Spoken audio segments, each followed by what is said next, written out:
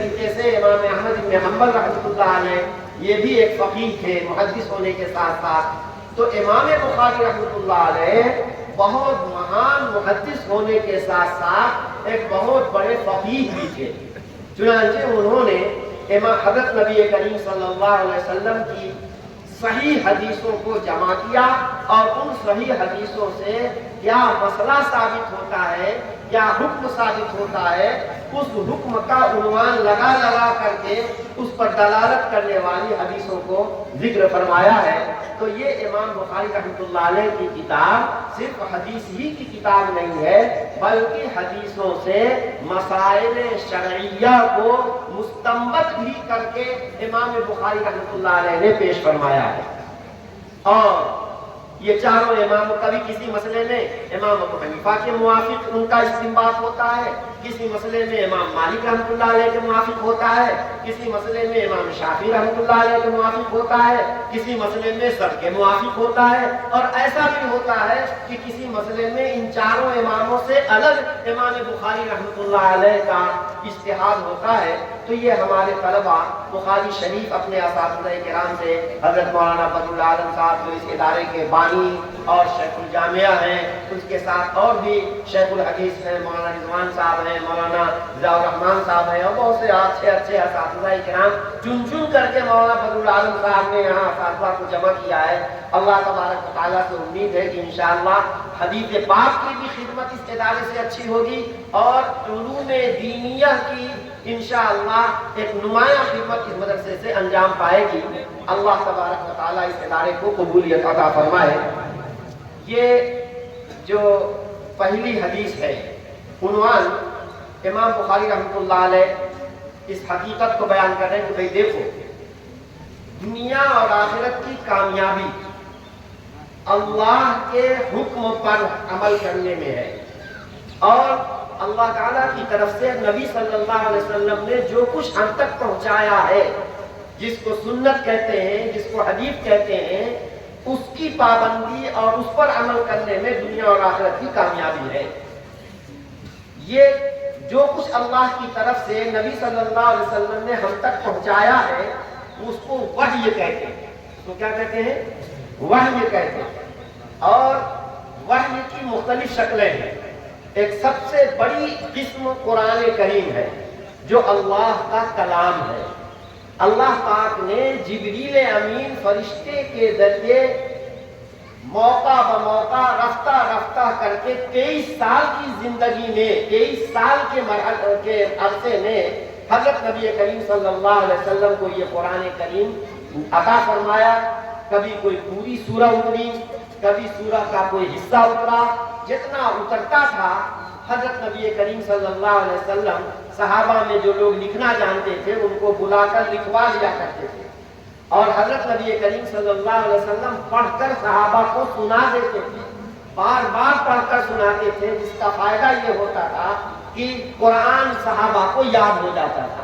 نبی جی صلی اللہ علیہ وسلم نماز میں بھی سورتیں پڑھا کرتے تھے اور ان سورتوں کو صحابہ سن لیتے تھے اور ان کو یاد ہو جایا کرتی تھی وہ صورتیں، وہ آیتیں. تو حضرت نبی پاک صلی اللہ علیہ وسلم جو قرآن کریم جو فرشتہ جبریل امین آپ تک پہنچاتا تھا، یہ جو اللہ کا کلام ہے، الفاظ بھی اللہ کے ہیں، اس کو بہت مضبوط انداز سے اللہ نے محفوظ کرایا اور وعدہ کیا ہے کہ اِنَّا نَحْنُ نَزَّلْنَا الذِّكْرَ وَإِنَّا لَهُ لَحَافِظُونَ.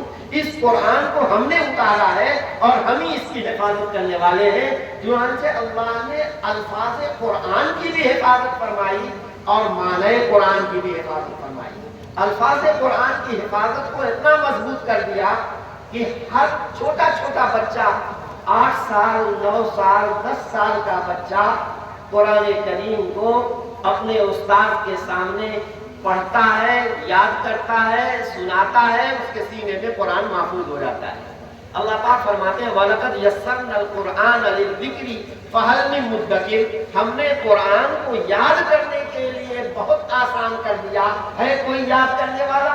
اسی طرح اس کا ایک معنی یہ بھی ہے کہ ہم نے قرآن کو نصیحت حاصل کرنے کے لیے بہت آسان کر دیا ہے کوئی جو قرآن سے نصیحت حاصل کرے؟ چنانچہ قرآن کریم کے الفاظ کی بھی خدمت یہ مدرسے کرتے ہیں.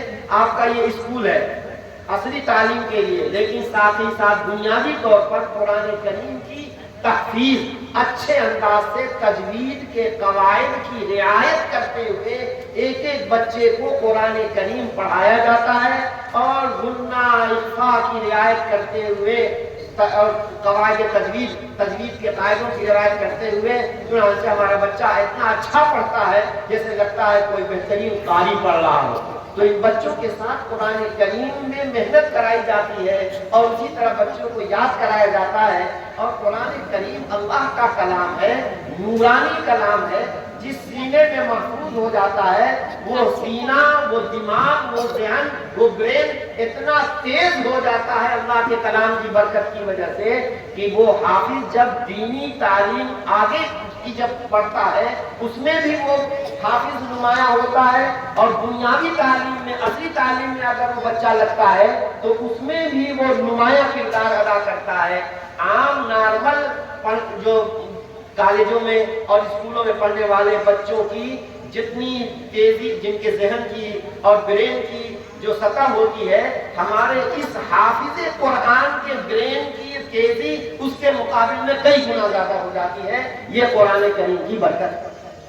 یہی وجہ ہے کہ بہت سے اصلی تعلیم کے ادارے لوگ جو ہیں وہ ڈھونڈ ڈھونڈ کر حافظوں کو تلاش کرتے ہیں کہ جو مسلمان بچہ حافظ قرآن ہو ہم اس کو اپنے اسکول اور اپنے کالج میں داخلہ دیں گے. ان کا تجربہ ہے کہ جو حافظ قرآن آتا ہے وہ دنیاوی تعلیم میں بہت ٹاپ ہوتا ہے، نمایاں اور ممتاز ہوتا ہے بنسبت اس طالب علم کے جو کہ حافظ قرآن نہیں ہوتا. تو یہ اللہ تعالیٰ کا کلام ہے. یہ تو ایک دنیاوی فائدے کی بات میں کر رہا ہوں. یہ اللہ کے کلام میں اللہ نے ایسی اتنا اثر رکھا ہے، اتنی نورانیت رکھی ہے کہ آدمی تھوڑی توجہ کرتا ہے تو اللہ کا کلام اس کو یاد ہو جاتا ہے. بے پڑھا لکھا آدمی بھی اگر پہلے اٹک اٹک کر قرآن شروع کرتا ہے، پڑھتا ہے ناظرہ، لیکن جتنا آگے بڑھتا جاتا ہے اتنا ہی زیادہ اس کے پڑھنے میں روانی اور تیزی آتی جاتی ہے. اور جب ایک ختم کر لیتا ہے تو اس کا دل چاہتا ہے کہ فوراً دوسری مرتبہ پھر شروع کر دے. چنانچہ دوبارہ جب شروع کرتا ہے تو اس کو نیا لطف اور نیا مزہ آتا ہے. یہ اللہ کے کلام کے اندر اتنی چاشنی اللہ نے رکھی. تو اللہ نے اپنے قرآن کی قیامت تک ہر زمانے میں اتنی کثیر تعداد قرآن کریم پڑھنے پڑھانے والوں کی رہی ہے اور رہے گی. آج تک رہی ہے اور قیامت تک رہے گی کہ اس قرآن کے اندر ایک لفظ کی کوئی کمی بیشی کرنا چاہے گا ممکن نہیں. نہ آج تک ہوا اور نہ آئندہ ہو سکتا ہے. اللہ نے ضمانت لے لی ہے لا یأتیہ الباطل من بین یدیہ ولا من خلفہ تنزیل من حکیم حمید کہ یہ اس ذات عالی کا اتارا ہوا کلام ہے جو حکمت والی ذات ہے اور ستودہ صفات ذات ہے. اس کے اندر نہ تو باطل آگے سے اس کے اندر قریب آ سکتا ہے اور نہ بعد میں اس کے قریب آ سکتا ہے. اس کے اندر تحریف اور تبدیل کا کوئی سوال ہی پیدا نہیں. اور قرآن اللہ کا کلام ہے، اس کو سمجھنا سب کے بس کی بات نہیں ہے جب تک نبی جی صلی اللہ علیہ وسلم اس کے معنی اور مطلب کو نہ سمجھائیں. اس لیے حضرت نبی کریم صلی اللہ علیہ وسلم کے ذمے اللہ نے یہ کام لگایا کہ آپ اس قرآن کے معنی کو، انواد کو کھول کھول کر بیان کر دیں، اور جو اس میں حکم بتایا گیا ہے، جو تعلیم دی گئی ہے، اس پر خود پریکٹیکل طور پر عمل کر کے دکھا دیں. قرآن میں جو کہا گیا اقیموا الصلاۃ، صلاۃ نماز قائم کرو، یہ نماز کیا چیز ہے، کس طرح سے پڑھی جائے گی، نبی جی صلی اللہ علیہ وسلم نے باقاعدہ کر کے دکھایا، بتایا اور یوں کہا صلو کما رأیتمونی اصلی، جس طرح میں نماز پڑھتا ہوں اس طرح مجھے دیکھو اور دیکھ کر اس کی نقل اتارو. تو قرآن میں نماز کا حکم ہے، زکوٰۃ کا حکم ہے، حج کا حکم ہے، اور بہت سے احکام کا حکم دیا، بہت سے احکام دیے گئے ہیں۔ نبی جی صلی اللہ علیہ وسلم نے زبان سے بھی اس کا معنی اور مطلب بتایا اور باقاعدہ کر کے صحابہ کو دکھایا۔ صحابہ نے اپنے بعد والوں کو، انہوں نے اپنے بعد والوں کو، اس طرح نسل در نسل ہوتے ہوئے قرآن کریم کا معنی اور مطلب ہم تک پہنچا ہے، اور وہ معنی اور مطلب یہی حدیثیں ہیں۔ ان حدیثوں میں اللہ تعالیٰ نے، میں نے کہا جیسے قرآن کے لفظ کی اللہ نے حفاظت کی ہے، اسی طرح اس کے معنی کی بھی حفاظت کی ہے۔ معنی یہ حدیثیں ہیں، چنانچہ نبی صلی اللہ علیہ وسلم کے صحابہ نے، حضرت صلی اللہ علیہ وسلم نے بہت تاکید کی۔ یہ حدیث پڑھنے والے جو طالب علم ہیں معمولی نہیں ہیں، پڑھانے والے اور پڑھنے والے یہ بہت ہی اللہ تبارک و تعالیٰ کے یہاں محبوب اور پسندیدہ لوگ ہیں۔ ہر کسی کو یہ توفیق نہیں ملتی۔ نبی جی صلی اللہ علیہ وسلم نے دعا دی ہے ان کے لیے۔ کیا دعا دی ہے سنیے، نفض اللہ امرأ سمع مقالتی فوعاها ثم اداها الى من لم يسمعها فرب حامل فقه غیر فقیہ ورب حامل فقہ الى من هو افقه منه، اور کما قال علیہ الصلوۃ والسلام۔ کیا فرمایا؟ اللہ ہرا بھرا رکھے، خوشحال سرسبز و شاداب رکھے، کس کو؟ اس بندے کو جس نے میری باتیں سنی، پھر سن کر کے فوعاہا، اس کو سمجھا، اس کو یاد کیا، اس کے بعد ثم اداہا الی من لم یسمعھا، پھر ان لوگوں تک پہنچا دیا جس نے میری باتیں ڈائریکٹ نہیں سنی ہیں۔ صحابہ نے یہی کام کیا ہے۔ حضرت ابو ہریرہ رضی اللہ عنہ صحابہ میں سب سے زیادہ حدیثیں روایت کرنے والے ہیں، تو ان صحابہ نے نبی صلی اللہ علیہ وسلم کی حدیثیں سنی، بعض نے لکھی بھی، ذہن سے برین میں دماغ میں محفوظ کیا، اور بعد والوں کو انہوں نے پہنچایا، انہوں نے اپنے بعد والوں کو پہنچایا، انہوں نے اپنے بعد والوں کو پہنچایا۔ تو فرمایا نبی صلی اللہ علیہ وسلم نے کہ جن جن لوگوں نے میری حدیثیں نہیں سنی ہیں، سننے والوں نے بالکل جیسے سنا ویسے ہی بعد والوں کو پہنچا دیا۔ تو جس نے یہ کام کیا ہے، اللہ کے نبی صلی اللہ علیہ وسلم اس کو دعا دیتے ہیں کہ اللہ اسے ہرا بھرا سرسبز و شاداب خوش و خرم رکھے۔ تو بہت، اور نبی جی صلی اللہ علیہ وسلم کی کوئی دعا اگر نہیں ہوتی، حضرت صلی اللہ علیہ وسلم کی یہ دعا جو ہے، یہی اب تجربہ ہے کہ قرآن کریم کی خدمت کرنے والے بھی ہمیشہ سرسبز و شاداب و خوش و خرم رہتے ہیں۔ بظاہر ان کے گھر میں کچھ نہیں ہوتا، لیکن ان کی ساری ضرورتیں اللہ پوری کرتے ہیں۔ ایسے ہی حدیث پاک کی خدمت کرنے والے علماء کبھی کسی کے محتاج ایسے نہیں ہوتے کہ کسی کے سامنے ہاتھ پھیلائیں۔ اگر وہ اخلاص کے ساتھ اللہ پر بھروسہ کر کے اپنے کام میں لگے رہتے ہیں تو اللہ ان کی ضرورتیں غیبی طور پر پوری کرتے رہتے ہیں۔ اللہ پر ان کا بھروسہ ہوتا ہے۔ نبی جی صلی اللہ علیہ وسلم کی دعا کے وہ مستحق ہیں۔ اور پھر فرمایا کہ یہ بعد والوں کو حدیثیں پہنچانا کیوں ضروری ہے؟ اس لیے کہ حدیث کا معنی اور مطلب اور اس میں جو احکام اور مسائل بیان کیے گئے ہیں، سب اس کو پا نہیں سکتے، سمجھ نہیں سکتے۔ چنانچہ محدث نے فقیہ تک پہنچا دیا، امام ابو حنیفہ رحمۃ اللہ علیہ، امام شافعی رحمۃ اللہ علیہ۔ چنانچہ یہ امام ابو حنیفہ اور یہ امام شافعی ایک ایک حدیث سے کئی مسئلہ نکال کر کے امت کے سامنے پیش کرتے تھے۔ تو حقیقت میں قرآن و حدیث کا استعمال کرنا اور قرآن و حدیث سے مسئلہ مسائل نکال کر امت کو سمجھانا اور پیش کرنا، یہ فقیہ لوگوں کا کام ہے۔ فرمایا کہ محدث، خالی محدث اگر ہوگا تو فائدہ نہیں ہوگا، محدث اگر فقیہ ہے تو بہت اچھی بات، جیسے امام بخاری رحمۃ اللہ علیہ محدث بھی ہے، فقیہ بھی ہے۔ اور بعض محدث ایسا ہوتا ہے کہ وہ فقیہ نہیں ہوتا، اس لیے اس کی ذمہ داری یہ ہے کہ دوسرے لوگوں کو پہنچائے، تاکہ دوسرے لوگ ان تک پہنچائے گا۔ اگر وہ فقیہ ہوں گے تو حدیث کا صحیح مطلب وہ سمجھیں گے اور حدیث سے مسائل مستنبط کر کے امت کے فائدے کے لیے اس کو بیان کریں گے۔ تو میرے بھائیو اور دوستو، چنانچہ حدیثوں کی روایت کا یہ سلسلہ چلا، باقاعدہ محدثین نے حدیثیں جمع کی۔ ان جو کتابیں حدیث کی جو کتابیں لکھی گئی ہیں، ان میں یہ 6 کتابوں کو بہت زیادہ مقبولیت حاصل ہوئی، اور پھر ان 6 کتابوں میں سے صحیح بخاری کو اللہ تبارک و تعالیٰ نے بہت مقبولیت عطا فرمائی، اور اس مقبولیت کا بھی راز ہے۔ دیکھو، جس کام میں جتنا زیادہ اخلاص ہوگا، جو کام جتنا زیادہ اللہ کی رضا کو سامنے رکھ کر کیا جائے گا، ظاہری اور باطنی پاکی کا خیال کیا جائے گا، یقین مانو وہ اللہ کے ہاں مقبول ہوگا، اور جو اللہ کے ہاں مقبول ہوگا وہ ہمیشہ کے لیے محفوظ ہوگا۔ اخلاص بہت ضروری چیز ہے۔ امام بخاری رحمۃ اللہ علیہ نے کتنے اخلاص کے ساتھ یہ کتاب لکھی ہے۔ آپ دیکھیں گے کہ پہلی حدیث جو انہوں نے پیش فرمائی ہے وہ اخلاص اور نیت کے درست کرنے سے متعلق وہ حدیث ہے۔ کیوں پیش فرمائی؟ یہ بتانے کے لیے کہ بچوں، میں بھی اللہ کی رضا کے لیے یہ کتاب لکھ رہا ہوں، اور تم بھی اللہ کی رضا کے لیے اس کتاب کو پڑھنا،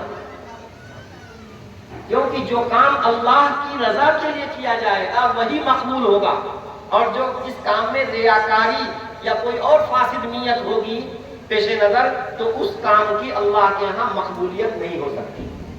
تو امام بخاری رحمۃ اللہ علیہ نے اس کتاب کو جو لکھا ہے، خواب دیکھا کہ میں نبی صلی اللہ علیہ وسلم موجود ہیں، مجلس میں ہوں، کھڑا ہو کر کے ہاتھ کا پنکھا جل رہا ہوں، مکھیاں اڑا رہا ہوں حضرت صلی اللہ علیہ وسلم کے اوپر۔ ان کے استاد اسحاق بن راہویہ تھے، اور بھی علماء تھے، ان سے انہوں نے تعبیر پوچھی تو ان لوگوں نے یہ جواب دیا کہ تمہارے اس خواب کا مطلب یہ ہے کہ تم نبی جی صلی اللہ علیہ وسلم سے جو حدیثیں نقل کی گئی ہیں ان میں کون جعلی ہیں اور کون واقعی حدیثیں ہیں۔ صحیح حدیثوں کو غیر صحیح حدیثوں سے تم ممتاز کرنے کا کارنامہ انجام دو گے۔ چنانچہ اللہ تبارک و تعالیٰ نے انہیں یہ کتاب لکھنے کی توفیق عطا فرمائی، اور بالکل پیور اور صحیح حدیثیں انہوں نے اس کتاب میں جمع فرمائی ہیں۔ اس کے بعد امام بخاری رحمۃ اللہ علیہ عنوان جب لگاتے تھے تو اور حدیث جب لکھتے تھے تو ایک ایک حدیث لکھنے سے پہلے غسل کرتے تھے، 2 رکعت نماز پڑھتے تھے، اللہ سے دعا کرتے تھے، جب شرح صدر پورے طور پر مطمئن ہوتے تھے تب جا کر کے اس کو لکھا کرتے تھے۔ تو اتنا زیادہ امام بخاری رحمۃ اللہ علیہ نے طہارت اور پاکیزگی کا اہتمام فرمایا ہے، تو یہ چیز ہے، نیت بھی درست اور پاکیزہ ہے، اور عمل بھی بہت درست اور پاکیزہ ہے، جس کے نتیجے میں اللہ تبارک و تعالیٰ نے ان کی لکھی ہوئی کتاب کو انتہائی درجہ مقبولیت عطا فرمائی ہے۔ آج دنیا کا کوئی بھی مدرسہ اور تعلیمی دینی ادارہ مکمل نہیں ہوتا جس میں کہ یہ کتاب نہ پڑھائی جائے۔ اس کتاب کی تعلیم اس مدرسے کی اعلیٰ تعلیم ہونے کی ضمانت ہے۔ تو میرے بھائیوں اور دوستو، یہ مبارک سلسلہ آپ کے اس مدرسے میں شروع ہوا ہے، یہ بچے ہمارے کتاب شروع کر رہے ہیں، اور نبی جی صلی اللہ علیہ وسلم کی ایک ایک حدیث جو ہم تک پہنچی ہے وہ سند کے ساتھ پہنچی ہے۔ یہ صرف دین اسلام کی خصوصیت ہے کہ دین اسلام کے پیغمبر اعظم حضرت محمد الرسول اللہ صلی اللہ علیہ وسلم کی ایک ایک بات، آپ کا ایک ایک عمل حضرت صلی اللہ علیہ وسلم سے لے کر امت کے آخری طبقے تک جو پہنچا، سند کے ساتھ پہنچا۔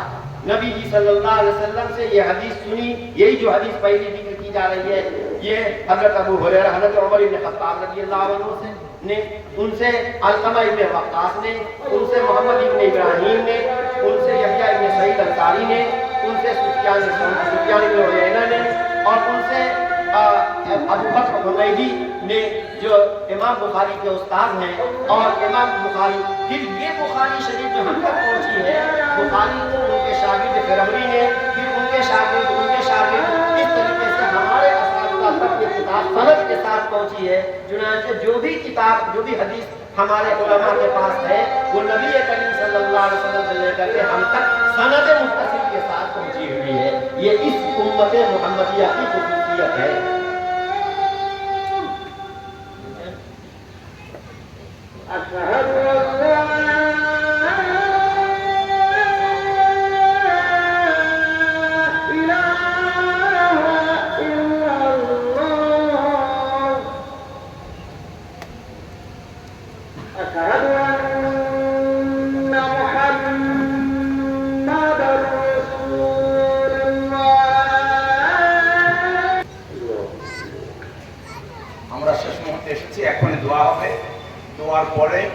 ইনশাআল্লাহ আমাদের খাওয়া দাওয়া হবে, ওখানে 1:30টায় নামাজ হবে, আমাদের এখানে 2টোই নামাজ। জন্য এখানে খাওয়া দাওয়ার পরেও নামাজ পড়া যাবে, অসুবিধা কিছু নাই। হযরতের বায়ান শেষ মুহূর্তে এসেছে, এক্ষুনি দোয়া হবে, দোয়া নিয়ে আমরা খাওয়া দাওয়া করবো, তারপরে নামাজ পড়বো ইনশাআল্লাহ। মোহাম্মদ আলী সাহেবকে বলবো আমাদের যত পার্টি আছে খাবার তাদের রেডি রাখতে, আর মুফতি হাফেজ মবিনকে বলবো বা মনিরকে পানির ব্যবস্থা ছাত্রদেরকে রাখতে। ইনশাআল্লাহ এখনই দোয়া হয়ে যাবে। तो बात यह है कि सनद के साथ हदीस पढ़ना और सनद के साथ हदीस की किताब रिवायत करना, ये इस उम्मत की खुसूसियत है। आखिर आपके मौलाना बदरुल्लाह आलिम साहब दामत बरकातुहुम, जो यकीनन मुझसे बड़े भी हैं, मेरे अल्लाह ने इन पर इनको नेक बुजुर्गों से अल्लाह के नेक बंदों से की सोहबत भी इनको हासिल है। ये खुद पढ़ा सकते थे, लेकिन वही जो दीन में सनद की जो हैसियत है, उस हैसियत की बुनियाद पर इन्होंने ये एहतमाम किया कि दारुल उलूम देवबंद का एक खादिम यहाँ आ करके पहली हदीस पढ़ा दे, तो हमारे जो बच्चे इतनी दूर इल्म हासिल कर रहे हैं, उनको भी दारुल उलूम देवबंद के अकाबिर की एक निस्बत हासिल हो जाए। बस ये मकसद इनका था, और अल्लाह तबारक व तआला ने वो आपको अता फरमा दिया। चुनांचे मैं आपको ये जब पूरी किताब पढ़ लेंगे, तो इसके पढ़ने के बाद आपको गोया अपनी तरफ से इस किताब के रिवायत करने की भी इजाज़त मैं आपको दे रहा हूँ कि अल्लाह तबारक व तआला आपके इस पढ़ने को कबूल फरमाए और आपको हदीस और इल्म शरीयत की खिदमत के लिए अल्लाह आपको तौफीक अता फरमाए।